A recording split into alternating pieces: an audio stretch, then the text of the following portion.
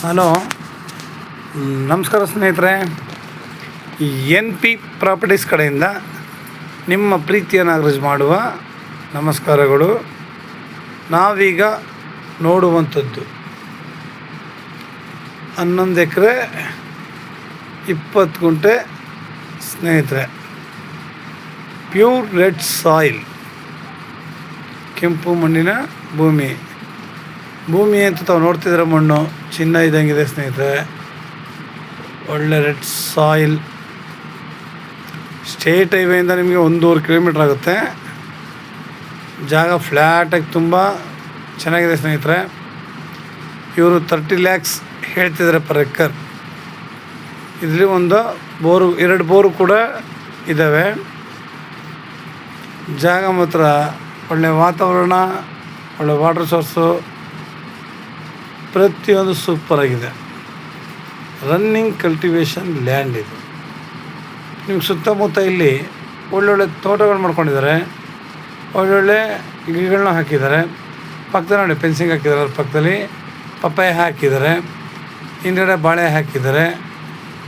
ಈ ಕಡೆ ಒಳ್ಳೆ ತೋಟ ಮಾಡಿದ್ದಾರೆ, ತೆಂಗಿನ ತೋಟ ಮಾಡಿದ್ದಾರೆ ನೋಡಿ. ಪ್ರತಿಯೊಂದು ಕಡೆನೂ ಅಷ್ಟೇ ರನ್ನಿಂಗ್ ಕಲ್ಟಿವೇಷನ್ ಇದೆ ಭೂಮಿ. ಆಮೇಲೆ ಒಳ್ಳೆ ನಮಗೆ ಇಲ್ಲಿ ಯಾವುದೇ ರೀತಿಯ ಪೊಲ್ಯೂಷನ್ ಇಲ್ಲ. ಜಾಗ ಅಷ್ಟು ಚೆನ್ನಾಗಿದೆ. ನಾವು ಸುತ್ತ ನೋಡಿದ್ರೆ ಭೂಮಿ ನಮಗೆ ತುಂಬ ಚೆನ್ನಾಗಿದೆ. Location is so beautiful. ಜಾಗ ಅದ್ಧೂರಿಯಾಗಿದೆ. ಇದು ರೋಡಿಂದ ಇವರು ಒಂದು 100 ಮೀಟ್ರಷ್ಟು ದೂರ ಇವರು ರೋಡ್ ಪರ್ಚೇಸಿಂಗ್ ಮಾಡ್ಕೊಂಡಿದ್ದಾರೆ. ಪೇಪರ್ಲು ಕೂಡ ಅದು ಎಂಟ್ರಿ ಇದೆ. ನಾವು ಯಾವ ಭೂಮಿ ಮೇಲೂ ಹಾಗೆ ಹೋಗುವ ಆಗಿಲ್ಲ, ಇಲ್ಲ ಅನುಮತಿ ರೋಡು ಅಲ್ಲ. ಇವರು ರೋಡ್ ಪರ್ಚೇಸಿಂಗ್ ಮಾಡಿದ್ದಾರೆ. ಪತ್ರ ಕೂಡ ಇದೆ ಸ್ನೇಹಿತರೆ. ಅಷ್ಟು ಕ್ಲಿಯರ್ ಆಗಿದೆ. ಸುತ್ತಮುತ್ತ ಎಲ್ಲ ರನ್ನಿಂಗ್ ಕಲ್ಟಿವೇಷನ್ನೇ ನೋಡಿ. ಜಾಗ ಎಷ್ಟು ಚೆನ್ನಾಗಿದೆ ಅಂತ. ನಾವು ಇಲ್ಲಿ ಈ ಲ್ಯಾಂಡ್ಗಳನ್ನ ಪರ್ಚೇಸ್ ಮಾಡಿಕೊಂಡು ಸಾಕು. ನಮ್ಗೆ ಇನ್ನೂ ಕೆಲವು ಲ್ಯಾಂಡ್ಗಳು ಅಲ್ಲೇ ಇದೇ ಜಾಗದಲ್ಲಿ ಸಿಗ್ತವೆ. ಒಳ್ಳೆ ಬೋರ್ ಇದೆ, ಒಳ್ಳೆ ನೀರಿದೆ. ಇಲ್ಲಿ ತೋಟಗಳಲ್ಲೇ ಮನೆಗಳನ್ನ ಕಟ್ಕೊಂಡು ವಾಸ ಕೂಡ ಮಾಡ್ತಾಯಿದ್ದಾರೆ. ಅಕ್ಕಪಕ್ಕ ಎಲ್ಲ ತೋಟ ಕಟ್ಕೊಂಡು ಅಲ್ಲೇ ಮನೇನ ಕಟ್ಕೊಂಡು ವಾಸ ಮಾಡ್ಕೊಂಡಿದ್ದಾರೆ. ನಾವು ಈ ಜಾಗದಲ್ಲಿ ಕೋಳಿ ಸಾಗಾಣಿಕೆ, ಕುರಿ ಸಾಗಾಣಿಕೆ ಮತ್ತು ಜೇನು ಸಾಗಾಣಿಕೆ ಅಂತ ಅನೇಕ ರೀತಿಯ ಒಳ್ಳೆ ಸಾಗಾಣಿಕೆ ಮಾಡ್ಬೋದು. ನಮಗೆ ಎಲ್ಲೇ ಹೋದ್ರೂ ಪ್ರತಿಯೊಂದು ಕಡೆ ಡೈರಿ ಅಂತೂ ಇದ್ದೇ ಇದೆ. ಹಸು ಸಾಗಾಣಿಕೆ ಮಾಡೋಕ್ಕೆ ಉತ್ತಮವಾಗಿದೆ. ಆ ಹಸು ಸಾಗಾಣಿಕೆ ಮಾಡಿಕೊಂಡು ಇಲ್ಲಿ ಗೊಬ್ಬರ ಶೇಖರಣೆ ಮಾಡಿಕೊಂಡ್ರೂ ಸಾಕು. ಪ್ರತಿಯೊಂದು ವಿಲೇಜ್ಗಳಲ್ಲೂ ಡೈರಿ ಇದ್ದೇ ಇದೆ. ವಿಲೇಜ್ ತಗೊಂಡೋಗಿ ಹಾಲು ಹಾಕಿದ್ರೆ ಸಾಕು, ನಮಗೆ ಅದರಿಂದ ಕೂಡ ಇನ್ಕಮ್ ಬರುತ್ತೆ. ಕುರಿಗಳಿಂದಲೂ ನಮಗೆ ಇನ್ಕಮ್ ಆಲ್ಮೋಸ್ಟ್ ಬಂದೇ ಬರ್ತದೆ. ಏಕೆ ನಾವು 6 ತಿಂಗಳು ಒಂದ್ಸಲ ಮರಿ ಹಾಕೋದ್ರಿಂದ ನಮಗೆ ತುಂಬ ಇನ್ಕಮ್ ಅಂತ ಚೆನ್ನಾಗೇ ಇದೆ. ಜೇನು ಸಾಗಾಣಿಕೆ, ಇವತ್ತು ಜೇನು ನಾವು ಬೇರೆ ಇದ್ರಲ್ಲಿ ತೊಗೊಂಡ್ರೆ ಎಲ್ಲ ಮಿಕ್ಸಿಂಗು, ಬೆಲ್ಲದ ಪಾಕನೋ ಸಕ್ಕರೆ ಪಾಕನೋ ಅದಂತೂ ಗೊತ್ತಿಲ್ಲ, ಬಟ್ ಎಲ್ಲನೂ ಮಿಕ್ಸ್ ಮಾಡ್ತಾರೆ ನಮ್ಮ ಮಾಹಿತಿ ಅಂತೂ ಇದ್ದೇ ಇದೆ. ನಾವು ನಮ್ಮ ತೋಟದಲ್ಲಿ ಮಾಡ್ಕೊಂಡಿದ್ರೆ ಎಷ್ಟು ಅನುಕೂಲವಾಗಿರುತ್ತೆ ಸ್ನೇಹಿತರೆ. ಪ್ರತಿಯೊಂದು ಕೂಡ ಚೆನ್ನಾಗಿರುತ್ತೆ. ಇಲ್ಲ ಅಂತಾರೆ ಒಳ್ಳೆ ಮಿಶ್ರ ಬೆಳೆಗಳ ತೋಟ ಮಾಡ್ಬೋದು. ನಮ್ಮ ಜಾಗ ಎಷ್ಟು ಚೆನ್ನಾಗಿದೆ ನೋಡಿ. ಅದಕ್ಕೆ ಎಲ್ಲ ರೀತಿಯ ಬೆಳೆಗಳನ್ನ ಹಾಕ್ಬೋದು, ಇಲ್ಲ ಎಲ್ಲ ರೀತಿಯ ಒಳ್ಳೊಳ್ಳೆ ಮರಗಳನ್ನ ಹಾಕ್ಬೋದು. ಮರದ ಗಿಡಗಳನ್ನ ಹಾಕಿದಾಗ ಅಚ್ಚುಕಟ್ಟಾಗಿರುತ್ತೆ. ತೆಂಗು, ಅಡಿಕೆ, ದಾಳಿಂಬೆ, ಸಪೋಟ, ನೇರಳೆ, ಈ ಥರ ಅನೇಕ ರೀತಿಯ ಗಿಡಗಳನ್ನ ಹಾಕಿದ್ರೆ ನಾವಿಲ್ಲಿ ತುಂಬ ಅನುಕೂಲವಾಗಿರುತ್ತೆ. ಸಪೋಟ, ಸೀತಾಫಲ, ಸೀಬೆ ನೋಡಿ ಎಷ್ಟು ಥರದ ಗಿಡಗಳು ಹಾಕಿದ್ರು ನಾವಿಲ್ಲಿ ಸರಳ ಮ್ಯಾಂಗೋ ಈ ಥರ ಹಾಕ್ಕೊಬೋದು. ಯಾಕೆಂದರೆ ನಾವು ಯಾವುದೇ ಹಣ್ಣುಗಳು ತೊಗೊಂಡ್ರೂ ಕೂಡ ಕೆಮಿಕಲ್ಸ್ ಅಂತ ಹೇಳ್ತಾನೆ ಇದ್ದೀನಿ. ಬಟ್ ನಾವು ನ್ಯಾಚುರಲಾಗಿ ತಿನ್ನಬೇಕು ಅಂದ್ರೆ ನಾವು ನಮ್ಮ ತೋಟದಲ್ಲಿ ಮಾತ್ರ ಸಾಧ್ಯ. ಅವುಗಳಿಗೆ ನಮಗೆ ನೀರಾವರಿ ಚೆನ್ನಾಗಿದೆ.